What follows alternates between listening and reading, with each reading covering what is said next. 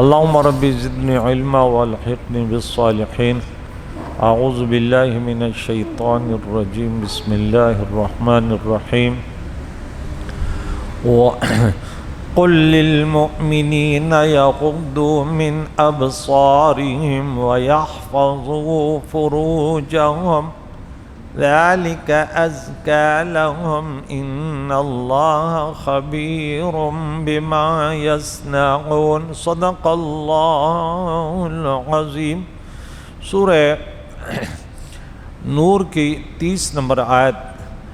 پردے کے متعلق گفتگو ہو رہی ہے. کسی کے گھر میں جانا کیا طریقہ ہے، اس کے متعلق ہم نے گفتگو سنی کہ سلام کرنا ہے، پھر اجازت مل جائے تو ٹھیک ہے، ورنہ واپس چلے جائیں. اور کیا انداز ہونا چاہیے. مزید پردے کے متعلق اپنے نفس کی حفاظت کرنا کہ اللہ کریم فرماتا ہے کہ اے نبی مسلمانوں کو یہ حکم دو کہ یغض من ابصارہم، کہ اپنی نگاہیں جو ہے وہ کچھ نیچے رکھیں، اور وَيَحْفَظُوا فُرُوجَهُمْ، اور اپنی شرمگاہوں کی حفاظت کریں. ذَلِكَ أَزْكَىٰ لَهُمْ، یہ ان کے لیے زیادہ پاکیزہ ہے. یعنی نفس بدکاریوں میں ملوث نہیں ہوگا جب آنکھوں کی حفاظت ہوگی. ان اللہ خبیر بما یصنعون، بے شک اللہ تعالیٰ ان کے کاموں سے خبردار ہے، وہ جزا اور سزا ضرور فرمائے گا. تو اس آیت میں مسلمان مردوں کو حکم دیا گیا ہے. اس کی بعد والی آیت میں مسلمان عورتوں کو کہ وہ اپنی نگاہوں کی بھی حفاظت کریں. اور پٹھان کہتے ہیں سترگ میں جڑتا نقصان پیش کرو اس بے دباز پسشان گنڈلی گردم. کہتے ہیں میرے آنکھوں نے میرے دل کو بڑا نقصان دیا، اب باز کے طرح ان کو سی کے رکھوں گا تاکہ نقصان نہ دے نا. بہت سارے حدیث و مبارکاؤں میں اپنی نظروں کی حفاظت کے متعلق احکام ہیں، اور کن چیزوں کو دیکھنا جائز ہے، کہاں دیکھنا ناجائز ہے.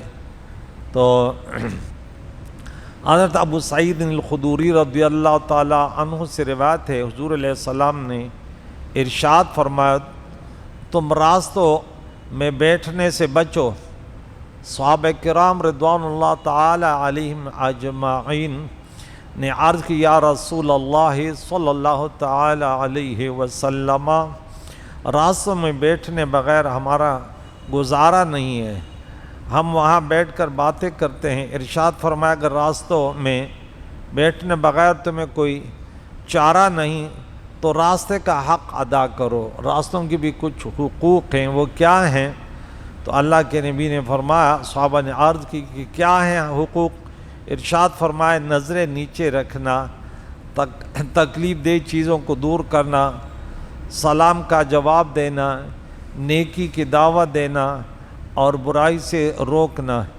یہ بخاری میں حدیث موجود ہے، حدیث نمبر 2465 نمبر پر ہے. ایک اور حدیث حضرت ابو سعید الخدری رضی اللہ تعالیٰ عنہ سے روایت ہے کہ اللہ کے نبی نے ارشاد فرمایا ایک مرد دوسرے مرد کے سطر کی جگہ نہ دیکھے، اور نہ عورت دوسری عورت کے سطر کی جگہ دیکھے، اور نہ مرد دوسرے مرد کے ساتھ ایک کپڑے میں برہنہ سوئے، اور نہ عورت دوسری عورت کے ساتھ ایک کپڑے میں برہنہ سوئے. یہ مسلم شریف میں حدیث ہے، 338 نمبر کی حدیث مبارکہ ہے. ایک اور حدیث حضرت بریدہ رضی اللہ تعالیٰ عنہ سے روایت ہے کہ حضور علیہ السلام نے حضرت علی کرم اللہ وجہ الکریم سے فرمایا ایک نظر کے بعد دوسری نظر نہ کرو. یعنی اگر اچانک بلا ارادہ بلا قصد کسی عورت پر نظر پڑ جائے تو فوراً نظریں ہٹا لے اور دوبارہ نظر نہ کرے کہ پہلی نظر تو معاف ہے اور دوسری نظر جو ہے وہ جائز نہیں ہے. ابو داؤد میں یہ حدیث 2139 نمبر پر مرقوم ہے. ایک اور حدیث مبارکہ ہے حضرت ابو امامہ رضی اللہ تعالیٰ عنہ سے کہ حضور علیہ السلام نے ارشاد فرمایا جو مسلمان کسی عورت کے حسن و جمال کے طرف بلا ارادہ پہلی بار نظر کرے پھر اپنی آنکھ جھکا لے تو اللہ تعالیٰ اسے ایسی عبادت کرنے کی توفیق عطا فرمائے گا جس سے وہ اس کی حلاوت اس سے مزے کو محسوس کرے گا۔ اب دیکھیں کتنا آسان کام سے حلاوت ایمان کی چاشنی نصیب ہوتی ہے۔ ہاں بڑی پیاری بات ہے، اللہ اکبر کبیرہ۔ ہاں اب نظروں کی حفاظت نہیں کرے تو وہ تو شیطان کی تیروں میں سے تیر ہے نا، اور پھر بری نگاہوں سے پگھلا ہوا سیسا ان کے آنکھوں میں ڈالا جائے، حلاوت ایمان ختم ہو جاتا ہے اس سے۔ حرام کے ارتکاب سے انسان کی کیا حالت ہوتی ہے۔ لہذا ہر مسلمان کو چاہیے کہ اپنی نگاہیں جھکا کر رکھا کرے اور جن چیزوں کو دیکھنا حرام ہے انہیں دیکھنے سے بچے۔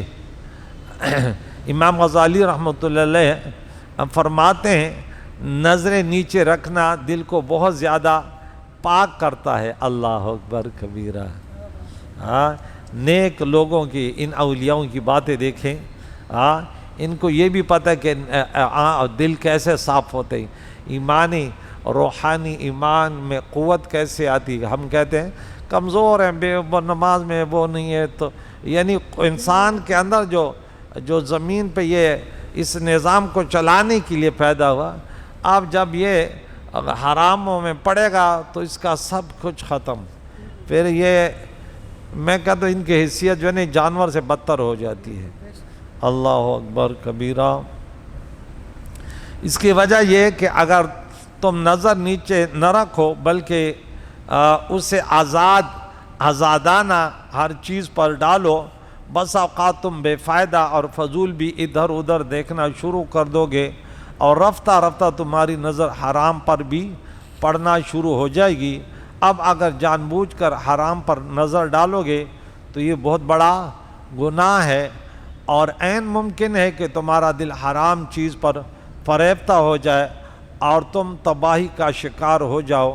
اور اگر اس طرح دیکھنا حرام نہ ہو بلکہ مباح ہو تو ہو سکتا ہے کہ تمہارا دل اس میں مشغول ہو جائے اور اس کی وجہ سے تمہارے دل میں طرح طرح کے وسوسے آنا شروع ہو جائیں اور وسوسوں کا شکار ہو کر نیکیوں سے رہ جاؤ۔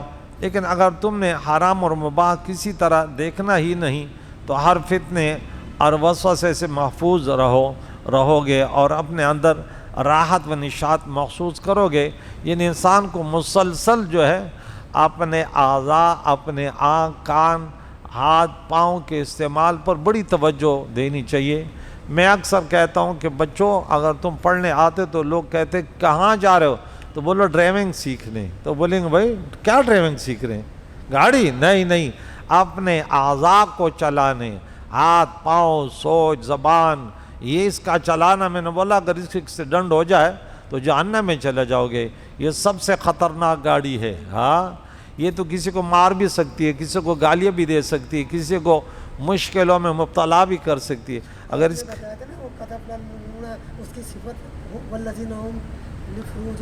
حافظن وہ یہ اب کتنے پیارے صفات ہیں کہ تقویٰ کا معنی یہ ہے کہ اپنے نفس کو وہاں پہ آپ رکھیں جہاں اللہ نے حاضری کی اجازت دی ہے، اور وہاں پہ یہ نہ جائے جہاں پہ اللہ نے منع کیا۔ اللہ کریم نے اپنے بندوں کی تعریف کیا کہ سورۃ نمبر 25 پارہ نمبر 19 آیت نمبر 72 کہ والذین لا یشہدون زورا وَإِذَا مَرُّوا بِاللَّغْوِ مَرُّوا کِرَامًا۔ تو گناہ اور جھوٹ کے مجالس اور گواہیوں میں یہ حاضری نہیں دیتے۔ اگر گزرنا بھی ہو تو اپنے آپ کو یعنی خطرہ محسوس کرتے، اپنے آپ کو سنبھال کے کہیں میں گناہوں میں نہ پڑ جاؤں، کیونکہ نفس تو امار ہے نا، بہت زیادہ برائی کا حکم دینے والا ہے۔ اور اچھے لوگ وہ ہیں کہ وہ نصیحت سن کر اس پر عمل کرنے والے بن جاتے ہیں۔ تو یہ اچھی بات امام غزالی نے لکھی ہیں۔ اور کریم اللہ نے فرمایا وَيَحْفَظُوا فُرُوجَهُمْ، کہ وہ اپنی شرمگاہوں کی حفاظت کریں۔ آپ ان سے کہہ دیں کسی میں کامیابی، آج کے اس حصے کا ایک معنی یہ ہے کہ زنا اور حرام سے بچیں، دوسرا معنی یہ کہ اپنی شرمگاہوں اور ان سے متصل وہ تمام اعضاء جن کا ستر ضروری ہے انہیں چھپائیں اور پردے کا اہتمام رکھیں۔ اس کا فائدہ بتایا، ذَلِكَ أَزْكَىٰ لَهُمْ، یہ ان کے لیے زیادہ پاکیزہ ہے، یعنی نگاہوں کو جھکا کر رکھنا اور شرمگاہوں کی حفاظت کرنا مردوں کے لیے گناہ کی میل کے مقابلے میں بہت زیادہ پاکیزہ طریقہ اور کام ہے، اور فرمائے کہ بے شک اللہ تعالیٰ ان کے کاموں سے خبردار ہے۔ امام عبداللہ بن احمد نصفی رحمہ اللہ فرماتے ہیں اس میں نگاہیں جھکا کر رکھنے اور شرمگاہوں کی حفاظت کرنے کی ترغیب اور ایسا نہ کرنے پر ترہیب یعنی ڈرانا ہے، یعنی اللہ تعالیٰ کے عذاب سے ڈرایا گیا کہ اللہ تعالیٰ مردوں کے حالات، ان کے افعال اور ان کی نظریں گھمانے کے انداز سے خبردار ہے، وہ آنکھوں کی خیانت اور دلوں کی چھپی ہوئی باتیں جانتا ہے، علیم بذات الصدور۔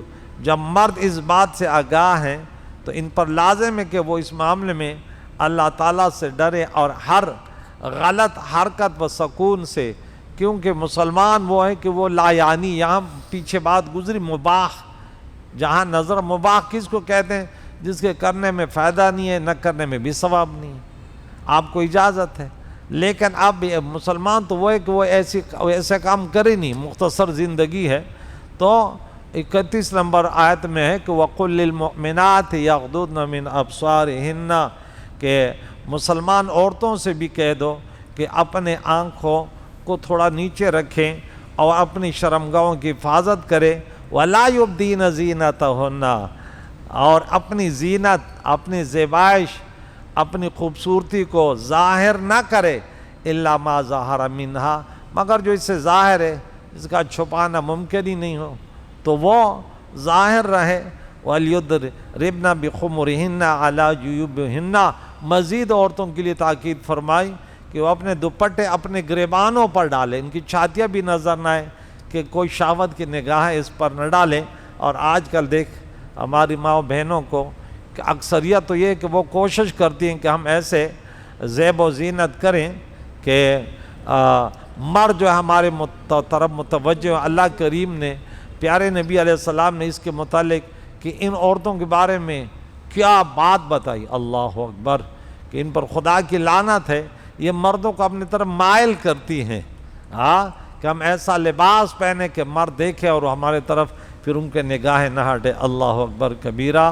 وَلَا يُبْدِينَ زِينَتَهُنَّ إِلَّا لِبُعُولَتِهِنَّ، اپنے شوہروں کے علاوہ اپنی خوبصورتی ظاہر نہ کر۔ اب دو مرد آئے ہوئے مسجد میں، ان کے مشورے ہو رہے، دیکھ یہاں درس ہو رہے اور یہاں، کیونکہ ان سے کوئی پوچھنے والا نہیں ہے۔ حضرت عمر جیسے خلیفہ ہوتا نا، بولے ادھر آؤ تو میں صحیح کرتا ہوں، چھوڑ دے یہ ویسے بھی پلے میں۔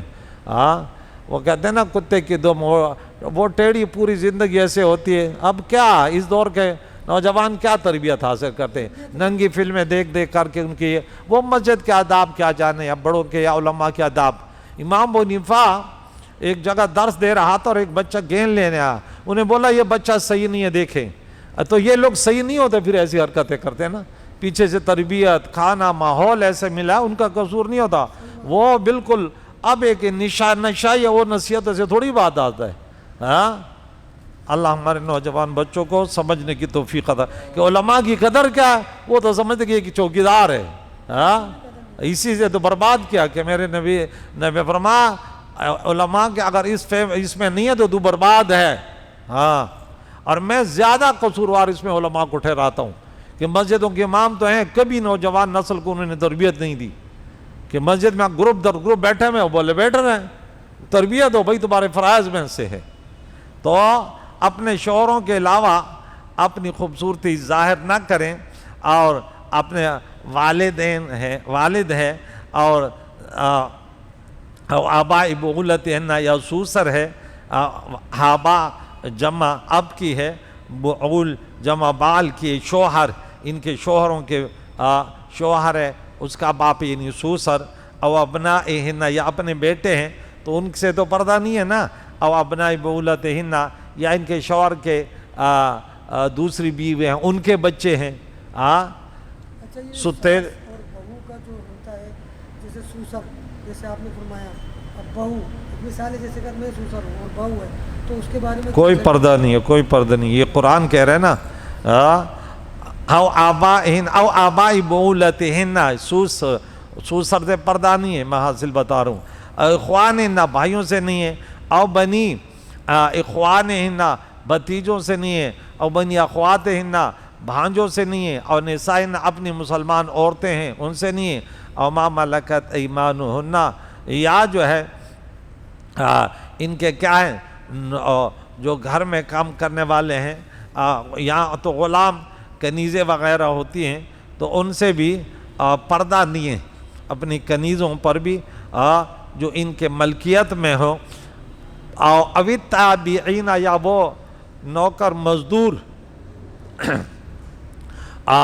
غیر اولی الاربت, ایسے مزدور کا ذکر ہو رہا ہے جن کے اندر شہوت وغیرہ نہ ہو. غیر اولی الاربت من الرجال کہا ہے کہ وہ ایسے مردوں میں سے وہ نوکر جو شہوت والے نہ ہوں, یا وہ بچے اوی الطفل الذی لم یظہروا علی عورات النساء کہ عورتوں کی اس باتوں سے آگاہ نہ ہو, یعنی وہ نابالغ عورتوں ہوں جنہیں عورتوں کی شرمگاہوں کی چیزوں کی خبر نہیں ہے. ولا یضربن بارجلہن, اور مزید بتایا کہ عورتیں جو ہیں زمین پر اپنے پاؤں اس لیے زور سے نہ مارے لیعلم کہ ظاہر ہو جائے ما یخفین, وہ جو نے چھپایا پینزیب وغیرہ وہ زمین سے مارتے کہ لوگوں کو پتہ چلا کہ انہوں نے یہ چیزیں. تو کس قدر شریعت میں پابندی عورت کے کو زیب و زینت کو چھپانے پہ, من زینت کی زینت ظاہر نہ ہو.